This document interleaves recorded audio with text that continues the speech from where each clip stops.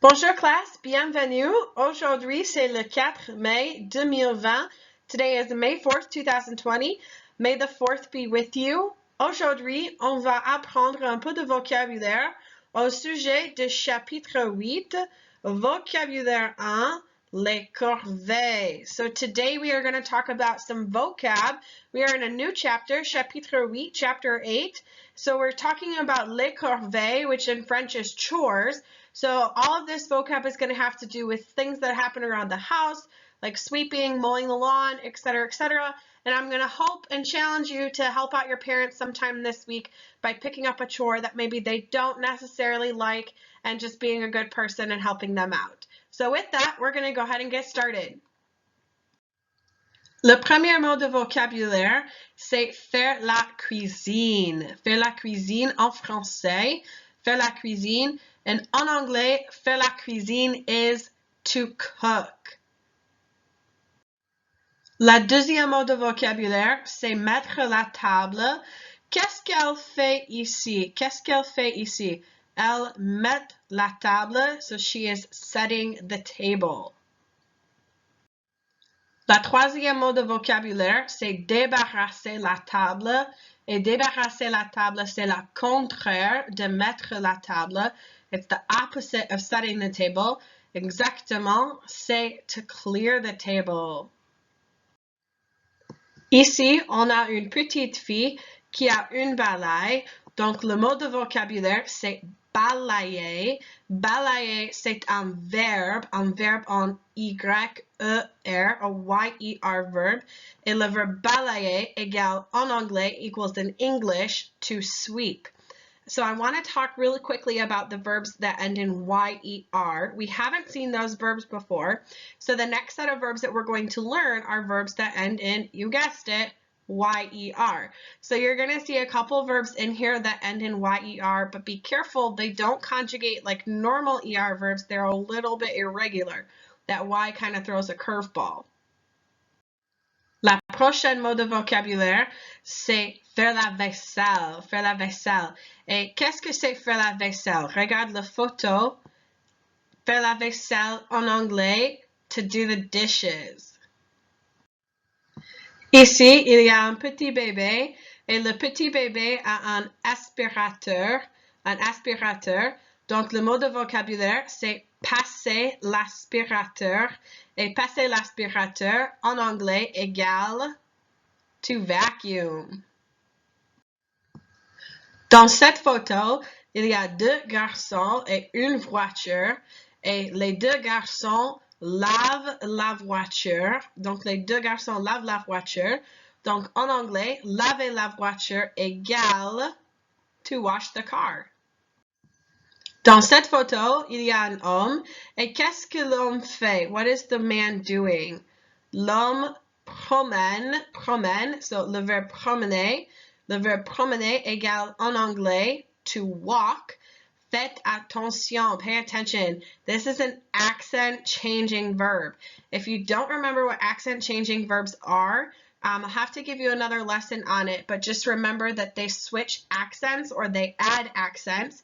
So en ce cas, in this case, promener does not start off with an accent, but it adds an accent on this E in all of the forms except for nous and vous.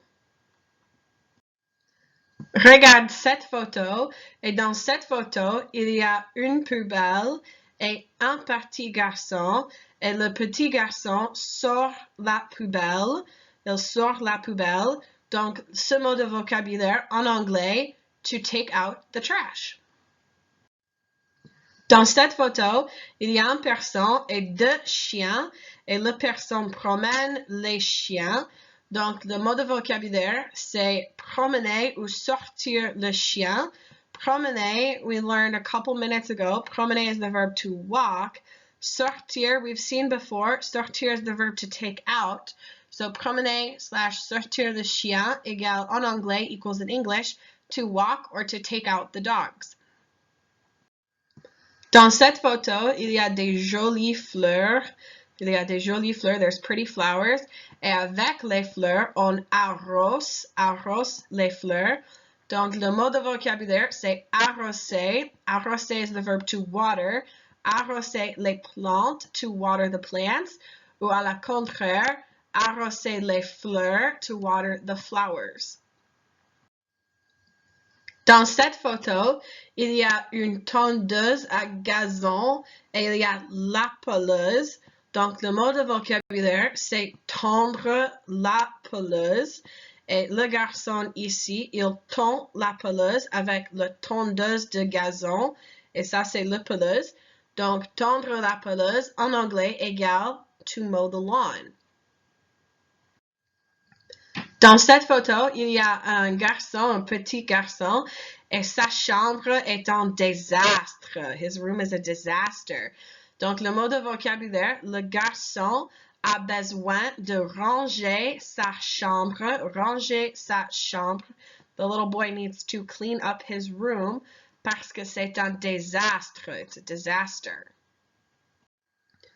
Quand nous rangeons nos chambres, when we clean up our rooms, on a besoin de faire nos lits. Ça, c'est un lit. Et la femme ici, elle fait sa lit.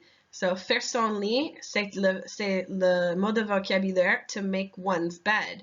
Par exemple, je peux dire, je fais mon lit tous les matins. I make my bed every morning.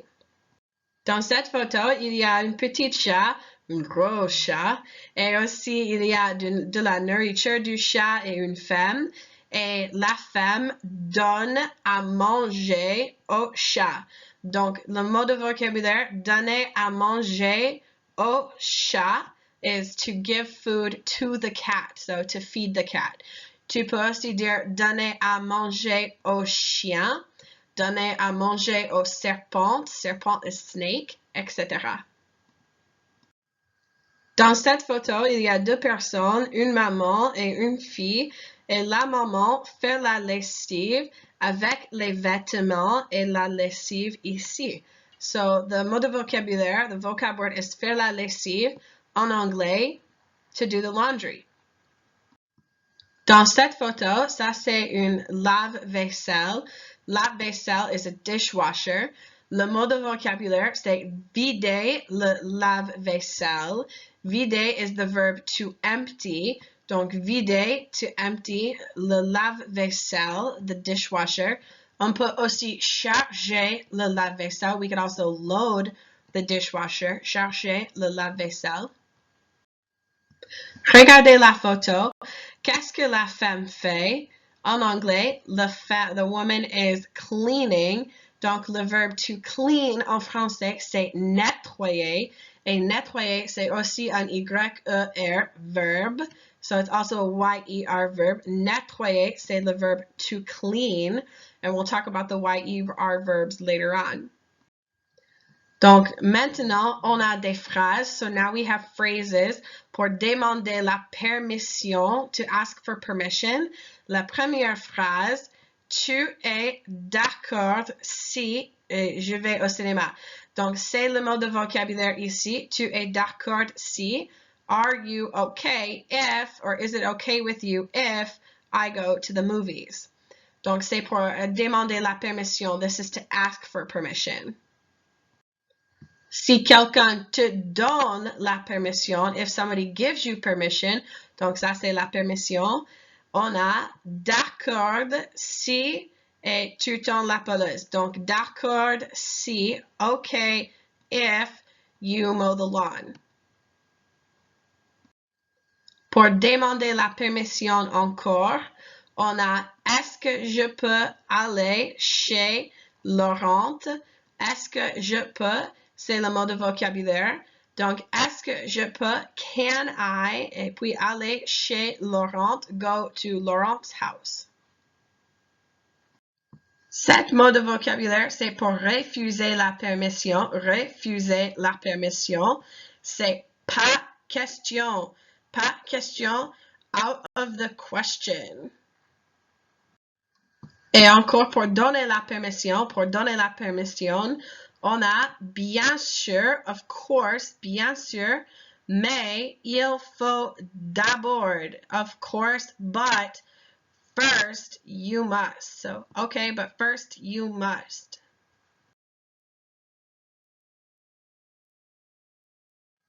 Pour refuser la permission, on a non, tu dois. Non, tu dois. No, you must.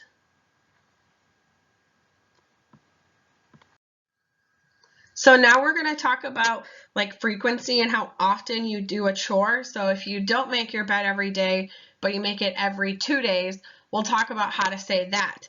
Le premier mot, c'est je fais mon lit tous les. Tous les jours means every day. So tous les means every. On peut dire tous les 2 jours, every 2 days. Tous les 4 jours, every 4 days, etc. Donc, I make my bed every day, c'est je fais mon lit tous les jours. Pour décrire la fréquence, to describe frequency, on a d'habitude, usually. D'habitude, remember it looks like habit. So d'habitude, mon frère ne fait pas la lessive. D'habitude, mon frère ne fait pas la lessive. Usually, my brother doesn't do the laundry. C'est la même pour moi aussi. That was the same for me too. My brother never did any chores. Prochaine, next, c'est toujours, it's always my sister who does the dishes. C'est toujours ma sœur qui fait la vaisselle. Tu peux remplacer ma sœur avec c'est toujours moi. You can replace my sister with something else, like c'est toujours moi, it's always me who does the dishes, or c'est toujours mon frère, c'est toujours mon père ou ma mère, etc. À ce moment, on va commencer à parler aux expressions négatives.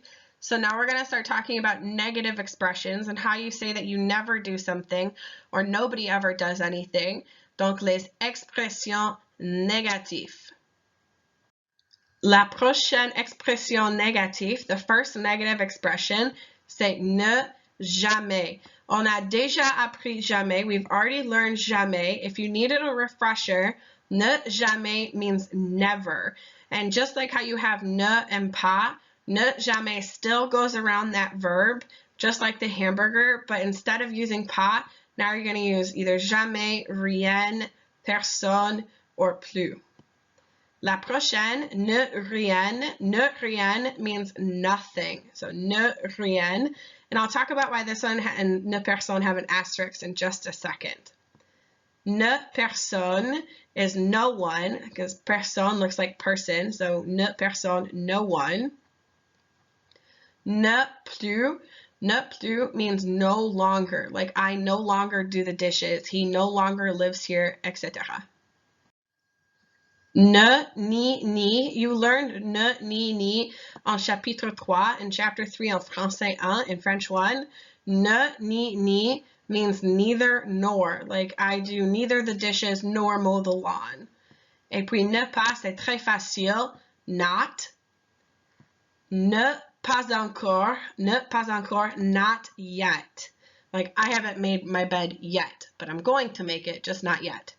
Real quick, negative expressions always go around the helping verb. So if this is the verb, the ne goes here, and then the rest of your expression goes here, like ne, verb, pas encore, except for rien and personne. And I have examples of those coming up. So just know that these ones, except for rien and personne, always go around the helping verb. So I told you we would talk about rien and personne, and with ne rien and ne personne, they always come around the verb except for when you're using rien and personne as a subject. Like in your sentence, an example in English is nothing is ever easy. Nothing is that subject of your sentence. So rien is going to go before the ne. And the same thing with personne, like nobody was there. Personne would go before the ne. Donc, rien n'est facile. C'est un exemple. Rien n'est facile. Nothing is easy. Aussi, on a personne n'a joué avec moi au parc. Nobody had played with me at the park. So since we just relearned the passé composé, in the passé composé, rien goes immediately after the helping verb. Like, je n'ai rien à faire au parc. I had nothing to do at the park, or I had nothing done at the park. However, personne goes after the whole phrase, meaning the helping verb and the past participle. Comme, je n'ai vu personne à la piscine. I saw nobody at the pool. So here you have the normal sandwich, the ne, and then your verb, and then your negative. But here, personne in the passé composé goes after the helping verb and the past participle. C'est tout pour aujourd'hui. C'est tout le vocabulaire. That's all the vocab. N'oubliez pas de faire les exercices de pratique. Don't forget to do the practice exercises later on. I'm thinking that there might be some type of a formative quiz coming up, so it's always good to get in some extra practice just so that you know where you're at. If you have problems or questions, si vous avez des problèmes ou des questions, envoyez-moi un email, send me an email, et je peux vous aider and I can help you. Until then, à mercredi et à vendredi. À plus!